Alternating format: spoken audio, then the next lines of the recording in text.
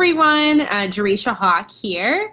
And if you have ever been wondering how in the world do you convert your social media followers into paid clients, you're gonna love this live stream video, because this is what we're gonna be talking about today. I've been having a ton of people reaching out to me on my Instagram DMs and over in my Facebook group, asking me, Jay, you are a beast when it comes to Facebook, creating content, Instagram, all the things. Like, what are you doing and why is your content converting your clients so well? And I want to share some things with you today that I think will be really beneficial for helping you make sure that you are, leveraging your social media platforms, in a way that does allow you to actually gain new leads and convert more clients.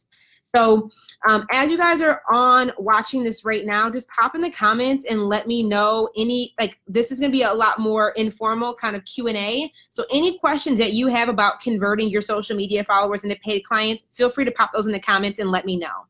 But the first thing that I want us to make sure that we're all aware of is when people think I have a business and I want to get more clients, I have a membership program, I have a course, I'm doing whatever it is that you're actually selling, and they're asking the question of, how do I get my social media followers to turn those into paid clients? The first thing you need to pull back before you even take the step of about what type of content you need to create or what tactics you need to put in place or what strategies you need to leverage is you need to get very, very clear on what is the end result.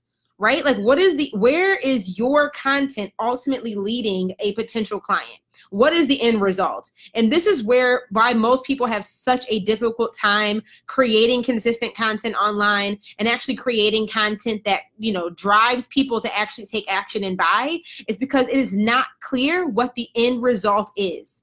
And what I mean by that is, if you're currently in your business and it is not clear what problem that your offers solve, or it is not clear what problem your services will provide or help somebody else overcome, everything else after that down the line is going to be a really big hurdle for you as a business owner. So the very first thing that you need to get clear on is, what end result are you helping somebody achieve? Because your content complements the problem that you solve, and your content truly does help. Like, your content should be helping people understand what problem you solve. Your content should be qualifying your potential leads before you even get on a sales call, and your content should be calling people to take action. But if you don't know that, you kind of have to reverse engineer it. So you need to first start by, what is the end result or the end destination that you want somebody to be at? And this is not you saying, I want more clients. That's the end result, because people aren't just watching your content or consuming your content because they love you, or they're consuming your content and engaging in your content because they ultimately want to solve a problem. And you need to make it clear to them that you're the person that can help solve that problem by the content that you're creating. So you first need to get very clear on, what is the offer that you ultimately want somebody to take action on, meaning what is the thing that you ultimately want people to buy. And not just what is that offer, meaning like, oh, I'm selling a course, I want people to buy my course, or I have an ebook, I want people to buy my ebook, or I'm selling services, I want people to become clients.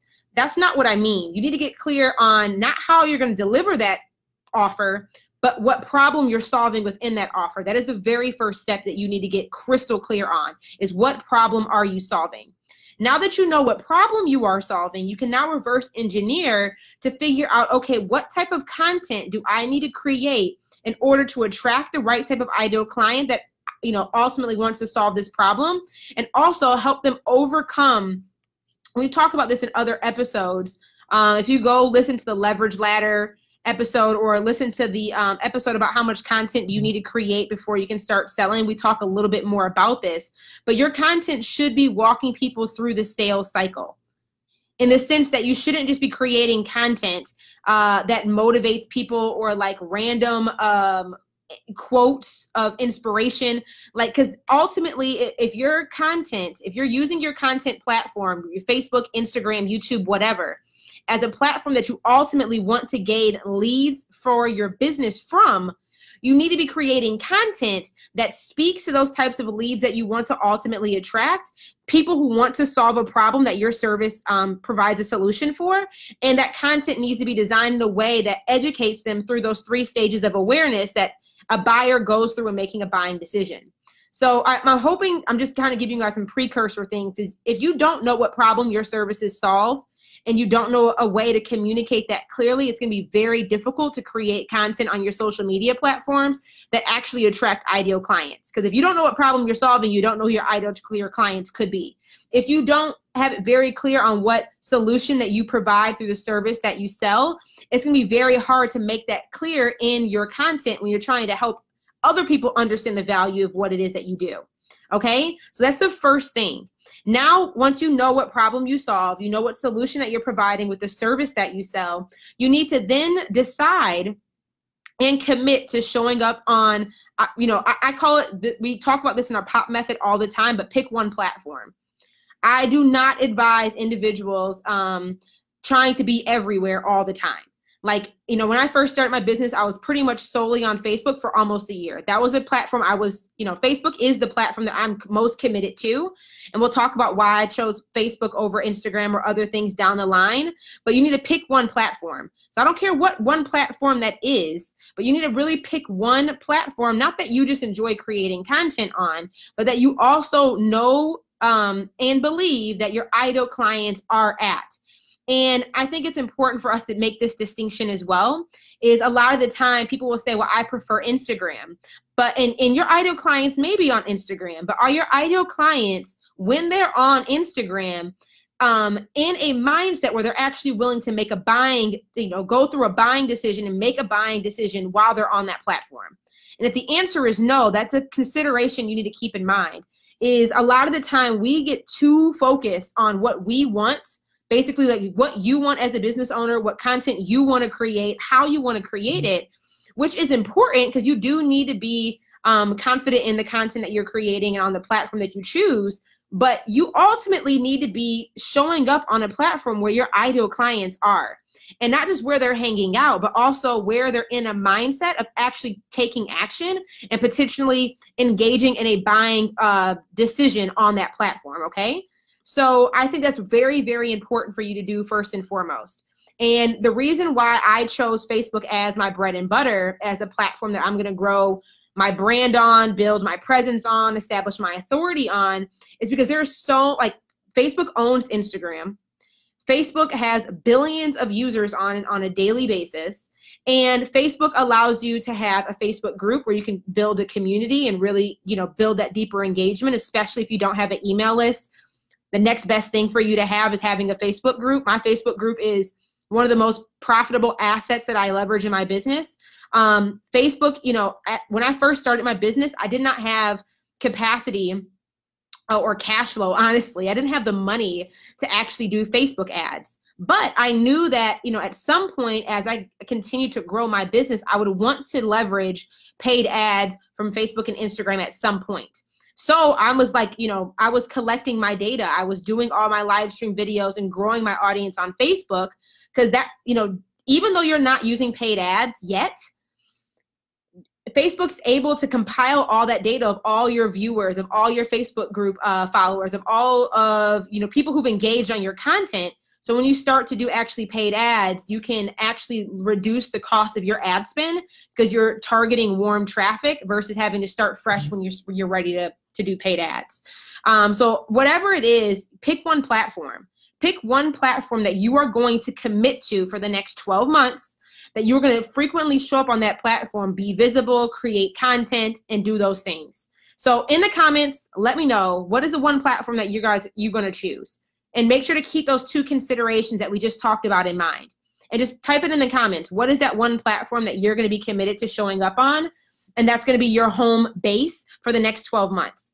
So when I say that, that means that it doesn't mean that you can't be on other platforms. Like, I still had an Instagram. I still had other social media accounts, but I was committed. Like, at the time I was still working my 9-to-5, but I was committed to say, if I was only going to create one piece of content, it's happening on Facebook. So for you, you know, you got to decide what that is for you. The second thing that you need to consider is when it comes to the type of content that you want to create, there's really 3 primary mediums that you're ultimately going to be creating content of, right? Either you're going to be doing video, you're going to be doing audio, or you're going to be doing written. And you need to decide which one of, you know, those 3 mediums, video, audio, or written, are you the most confident in and you're able to communicate the best through, right? Video, audio, or written. Because depending on what your strong suit is in regards to the type of content you can create or the medium in which you can communicate your message, that will help you also decide what platform might be a better fit for you. But if you're running a service-based business, I'm going to tell you right now that the type of content that converts the best is live video. And I know some of you guys might be saying, Jay, I hear you on that, but me going live, I don't know about it. I'm kind of like, I don't feel comfortable being on live video. Your business is not going to grow based off of where your comfort level is, right? Your business will grow like based off of you stepping outside of your comfort zone and you getting over your own ego and focusing on, you know what, if live video is going to be the best way that I can connect with my audience, build my know, like, and trust factor, and ultimately convert clients, I'm going to get over my fear and do that, 'cause that ultimately serves my clients, and that ultimately will serve my bank account. But live video is hands down the #1 form of content that converts the best. And I'm going to share some statistics with you guys. Because I'm not just saying this because I feel it. I'm saying this because the data backs it up. But there are over 2 billion monthly active Facebook users. So, and this is more monthly activity than Instagram and Twitter combined. So Facebook is just like legitimately too big to ignore. Like, and people tell me, oh, my ideal client isn't on Facebook. Bruh, there's over 2 billion people, active users on Facebook a month, and you tell me your ideal client isn't on here. I'm calling BS on that. Second is video content gets 135% greater reach than photos. And the reason why this is so popular, and I think you have to think about why Mark created Facebook. The platform was created to be able to help other people engage and for people to build relationships on here. And when you're doing live video content is watched 3 times longer than like uploaded regular videos. And users also comment on live videos 10 times the rate as a regular like uploaded video. And the reason, part of this being, is because Facebook prioritizes live video content over every other piece of content. So if you do like and you test this out like for yourself. If you don't believe me, test this for yourself. Like over the next week, do a post on your Facebook page, like a written post, see how much engagement it gets. Do a live video and see how much organic engagement it gets. You will see on average about 10 times more organic engagement on your live video content over any other form of content on Facebook.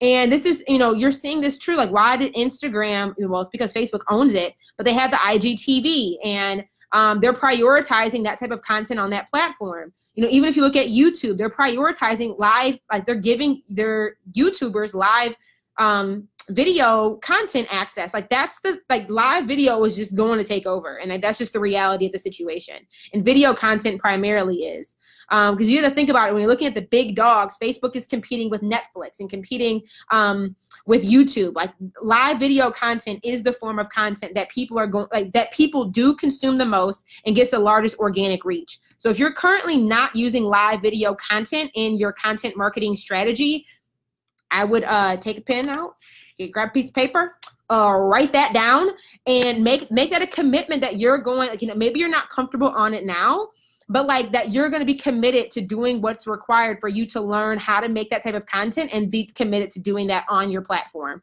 Because if you're not doing that now, it's a huge disadvantage and a huge reason as to why you're probably not seeing the results that you want. Second, the #1 reason why your content is not leading to any sales. Like, hear me out on this, y'all. Hear me out. The #1 reason is because you're not making it clear what the next step should be for somebody who engages with your content. And like, this is just, it seems so simple, but so many of us assume that potential clients know what we sell, know how to buy what we sell, know where to go when they're ready to make a buying decision. And quite frankly, they don't. Like, they just don't. And the more difficult we as business owners, or you as a business owner, makes it for somebody to have to figure out whether or not, first and foremost, whether or not you're even somebody that can help them solve their problem. If you can't get that right first, you've already lost. Like, you've already lost the game. Game's over. Like, it's a done deal. If you don't make it clear what problem it is that you solve and who you solve that problem for, those are prerequisites for people to even pay attention to you. Like, let that sink in. So imagine if you were like driving down the street right now as a customer, and let's say you were driving down the street and you were super hungry, right? And every restaurant you drove past, the name on the restaurant was just food. And you're just driving, and all you can see on the outside, before you decide to park your car, before you decide to go into the restaurant and see what kind of food they make, if every restaurant was just named food, some basic generic thing, like, it would not be easy for you to know, okay, which restaurant is gonna, like, one, not just give me food, but give me the type of food that I actually want to eat right now. So let's ultimately say you want to have Mexican food. I'm just making this up. And you're driving down the street and every restaurant is named food. Does not help. But then you keep scrolling on down, and then you run across a restaurant that actually says, you know, Mexican food. That lets you know that, you know what, I need Mexican food right now. And that place makes it very clear that they have that type of food inside that I can buy. I'm going to pull over to that restaurant. And the reason why I use that as an example is so many of you guys, you think that you have it clear in regards to what problem you solve. Saying that I do branding for entrepreneurs. I offer tech support for business owners. Or I'm trying to just think of just random stuff that might be kind of vague. Like, even we'll use the branding example. They say I do branding for entrepreneurs. What problem are you solving? Are you branding a website for me? Are you branding my social media pages? Are you creating my logo, my brand identity? Are you helping me write my brand copy? Like, what branding are you doing? And when you say entrepreneurs, there's a million different types of entrepreneurs. Like, are you helping brick and mortars? Are you helping local bakeries? Are you helping, you know, fitness instructors? Are you helping business coaches? Like, you need to make it very clear. And if you're falling into the boat of trying to solve any problem for anybody, you're going to shoot yourself in the foot. Right? Like, if you're the restaurant and you want to name your restaurant food, like, oh, I want to feed everybody. And no, like, if I'm driving down the street, I'm not about to waste my time pulling over to see what kind of food you even have inside. And please tell me what restaurants you go to. I don't know of any quality buffet that has Chinese food, Italian food, Mexican food, Southern food all on the menu. And it's all good. Like, the thing that comes to mind is Ponderosa. And don't nobody trust Ponderosa. Hence why Ponderosa is like $10 a person.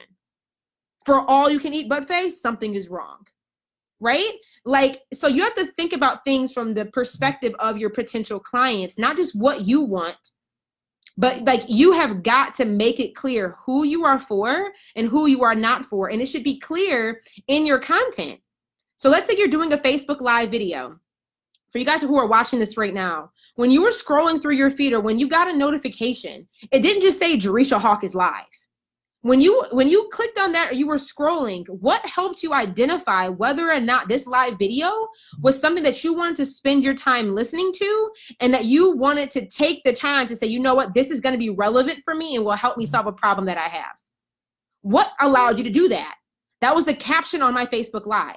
The caption on my Facebook Live made it very clear what this topic of discussion was going to be for tonight. And ultimately, as you're reading through the title of this Facebook Live, you will know, like, if you're somebody who wants, you know, insight or wants to learn more about how to convert your social media followers into paid clients, if that's a problem that you want to solve, boom, that got your attention and said, you know what, that made it very clear to let me know that this content that she's creating right now is going to be of value for me and will help me solve a problem that I have. You shouldn't have to guess. Like, if your potential clients right now have to guess whether, like, what you're even going to be talking about in your live stream video and what problem that you're going to be talking about is going to help them solve, you've already lost. Like somebody shouldn't have to wait 20 minutes before they figure out like what this is going to be about. Make it easy for them to make a decision. So that's the number one reason why your content right now is not leading to any sales, is because you're not making it clear, first and foremost, you're not making it clear in your content who your content is for and what problem that it can solve for people. And second is you're not actually inviting people to take action.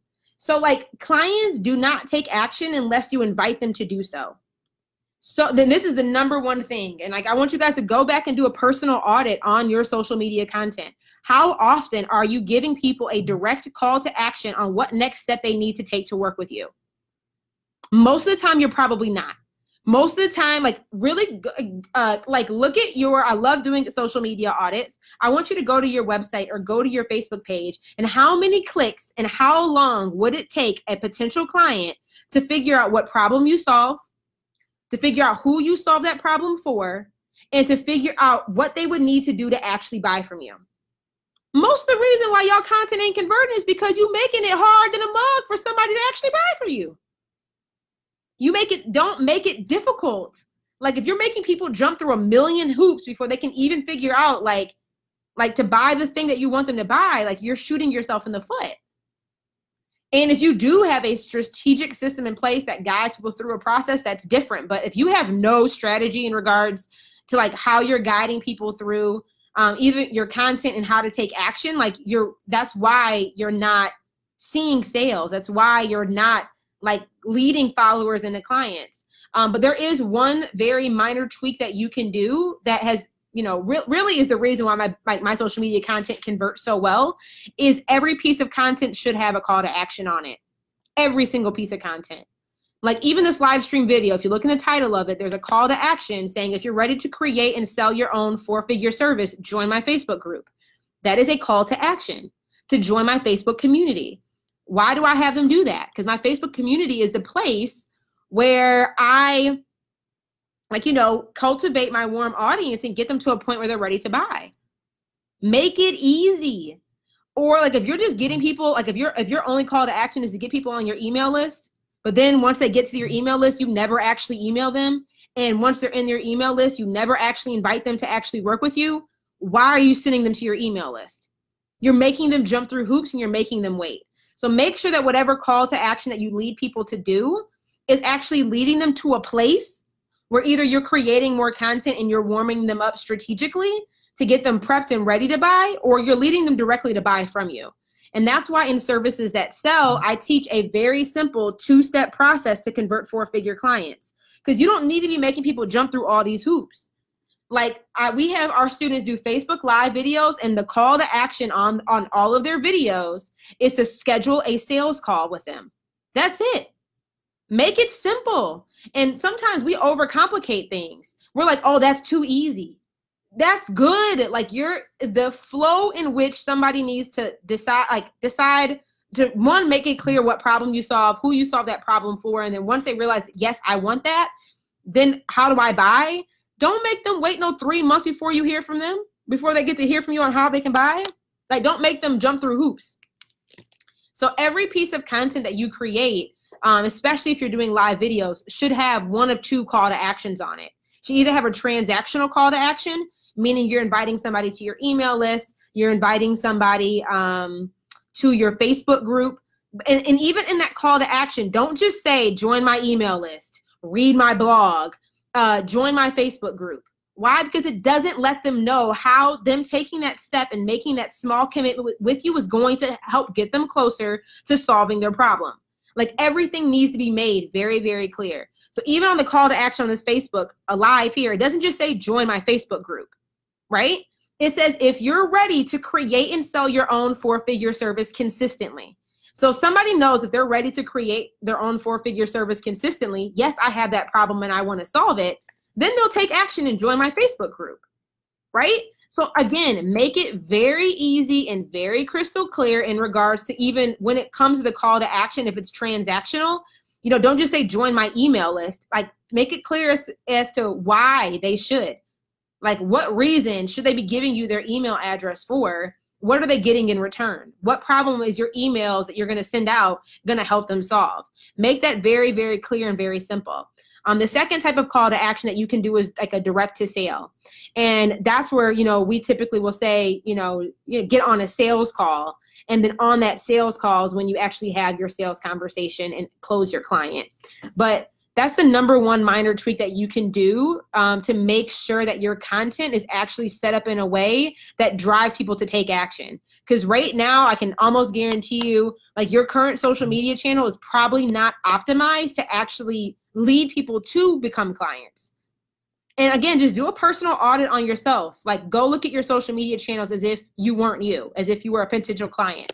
And literally, like, look at, okay, what steps would somebody have to take? How would we help them get there? How would they end up being able to buy? And if that's not even clear to you, and if it's taking them more than like 3 steps to be able to do it, like, it's too complicated. Like, you need to clean that up. So quickly recapping here, you should be using live stream video content in your social media strategy. If you're not, you're really, really missing out on like a huge opportunity for yourself and your business. Second, Facebook is a phenomenal platform for you to be dominating and be creating consistent content on. You should have a business Facebook page. That's where your content should be created, because it's literally against Facebook's terms and conditions. If you're using your personal profile primarily to promote your business, your Facebook profile can get shut down. I know people's pages who have been shut down because of that. So make sure you have a business Facebook page, do live stream video content. Recap what we just talked about in the sense of you first need to know what problem you're solving and who you're solving that problem for, and then create content that will attract those types of people specifically. Don't try to be out here food for everybody. Like, make it clear what you're delivering, what problem you're solving, and why people should, like, make it clear for somebody to know that you're for them. And then finally, make sure that that your content has call to actions on them. And not just a call to action saying, you know, get on a sales call with me. No, make it clear what you want them to do and why they should take that action. Okay. And if you are somebody who is a service-based business owner and you're interested in creating your own 4-figure service and selling it consistently, come join me in my Facebook group. The engagement in that group is popping. There's a lot of dope business owners in there, and we would love for you to be in there too. So just click the link above or in the comments to join. I hope this was helpful and gave you guys some direction. If you have more questions, let me know, and I'll talk to y'all soon. Bye, y'all.